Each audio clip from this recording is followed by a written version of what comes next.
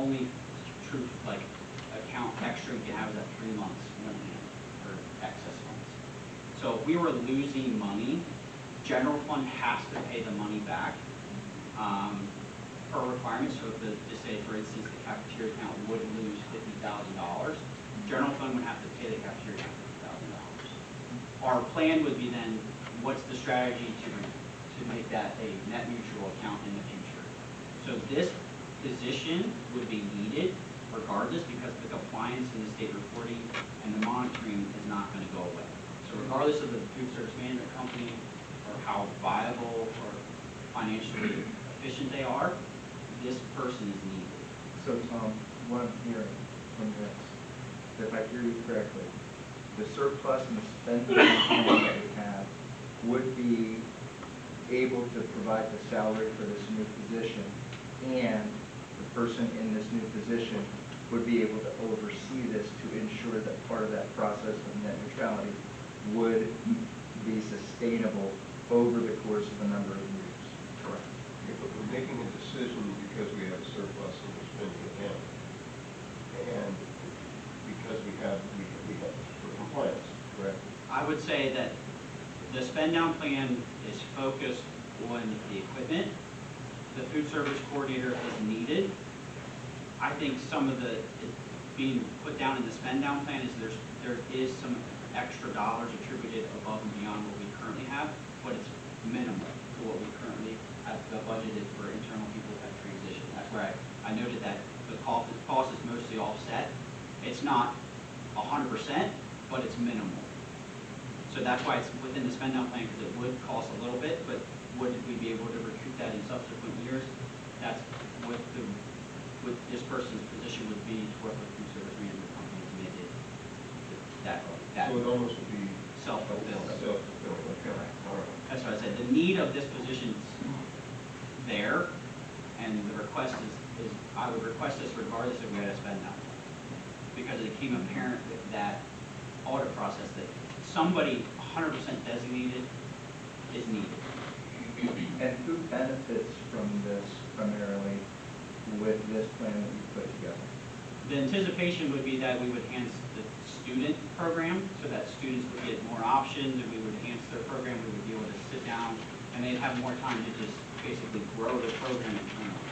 That would be the anticipation of this role. And how many tech dollars would be used for this position? This would be self-funded through the food service account, so it would be run by whatever was within the food service account. So no tax dollars would be attributed. So the person that would be running this and coordinating this would be paid for from the surplus that we have, would each year be able to work to make sure that that surplus in their salary is sustainable each year, and it benefits our students in new programs, new opportunities, new menus, and there's no tax dollars that are used for it. Correct. And this person can only do food service related things because they're paying the food service account? No, we can attribute as much of the 100%. So if they are solely food service, they would be 100%. If there was some aspect that would be of the general fund or subsequent, we would pay them 90-10, 80-20. We can split it at any percentage that is deemed what their time value is for that. So right now, most people are 100%. Right now, the majority of my time is not devoted to food service, and neither is my admin assistant. So none is being attributed to food service because we're just sporadically jumping in, jumping out. Is it maybe a 10-month employee or 12 months? This will be a full-time 12-month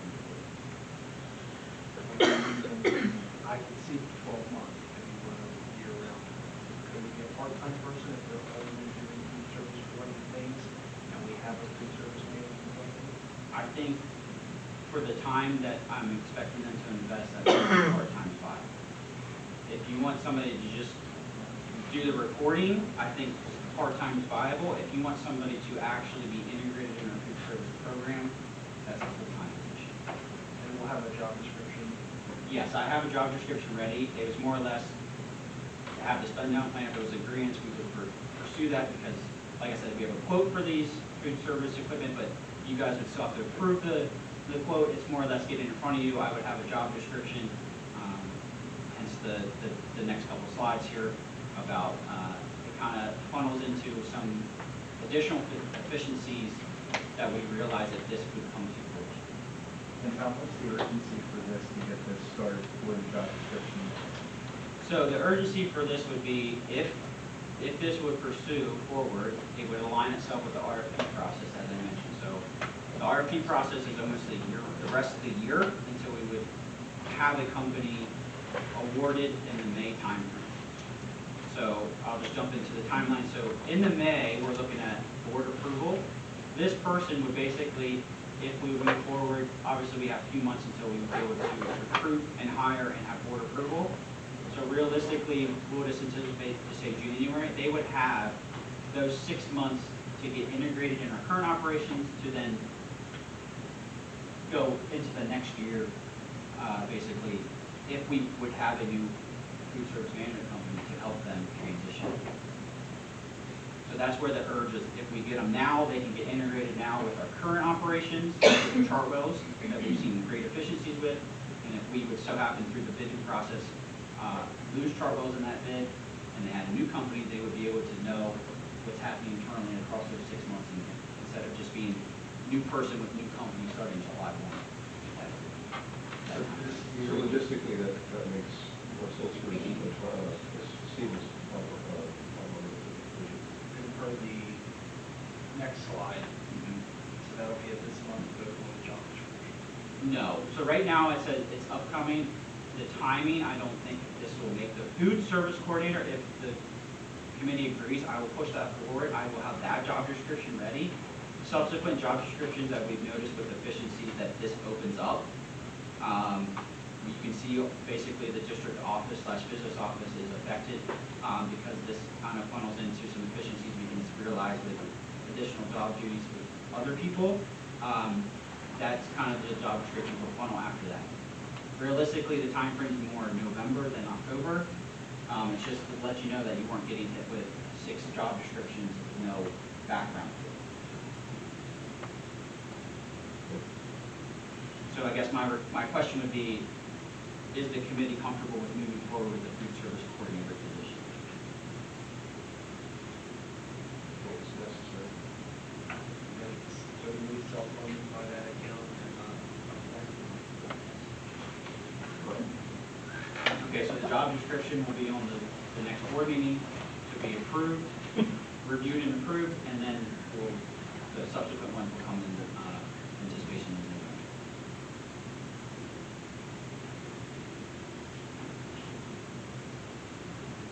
So the next is just the timeline for, we had here was capital project approval will be on the October, less the carpet.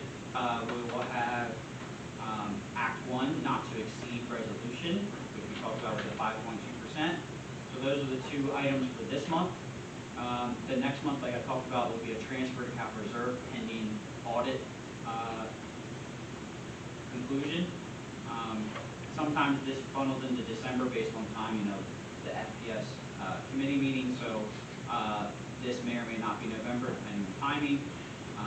And then obviously we will jump into the budget beginning in about February timeframe. We'll have the first look at first glances at budget in February, and then all the subsequent months will just be budget, most of the budget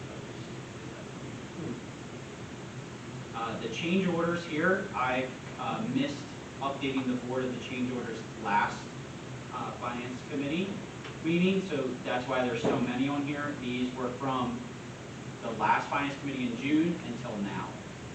These were all ones approved. The only one I will note that is the board approved was this tank removal.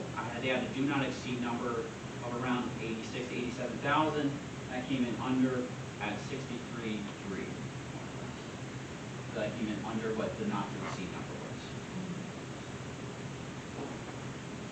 As you can see, we've used about 17% of what we allotted to change order contingency. Any other questions on the presentation or information? So that would be the business. No, I'll have to look. So I have one more update that came yesterday. So we put out, if you remember, we put out a bus bid, and then we also put out a request for quotes for athletic transportation services. We received the first quote back. We only received one quote. Under Dr. Bell, we said that that was not competitive enough, so we went and re-solicited quotes. Just reached out to the company and said, hey, we're going to reopen this up for quotes again. Can you resubmit quotes? We got 4 back. We did review that. I did review those with Laura yesterday, and we will have one to move forward. And as of right now, it sits with price transportation as being recommended. We currently have a substitute services that would have a multi-year contract. So that'll be on October for approval. And the reason for doing that, what's our reason for wanting to outsource that? So right now, we have a year-to-year contract. This would lock in that contract for a multi-year. Some of that anticipation with Laura and myself was to align that with our other transportation. So we have our, I believe it's non-pubs in 26 and our special needs in 27. This would go from now until 2027. And then we would try to see if we can align all 3 of those at one time. So it's kind of aligning those as a multi-year and phasing those together. So none of our current, our internal bus drivers don't do athletic runs? They do. It's first come opportunity to internals. If no internal person requests to have that bus run or athletic run, it then would be go to price. So it'll still be- It'll still operate in that fashion. It just locks price in the contract in for multi-year rather than year-to-year. And as we've seen in the past, as everybody's seen, we saw some wild swings, so that's why multi-year contracts now have been more of a go-to, because It keeps the price more stable. yes, and it's predictable, because it's already noted. Especially with all the planning you guys forecast. Something that you think you and Laura would be able to get us, it's just how much we pay our drivers for those versus how much we pay for us for those athletic runs.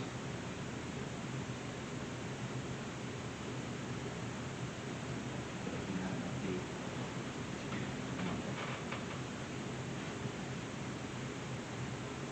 And then I also have a note here to talk about cost for food service.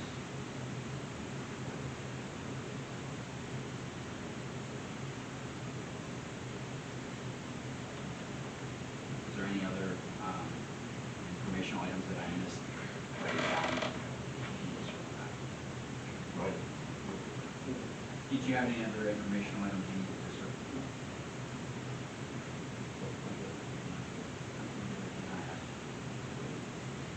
Right, so we have any business, anybody wants to talk about? Okay. Motion to adjourn? So moved.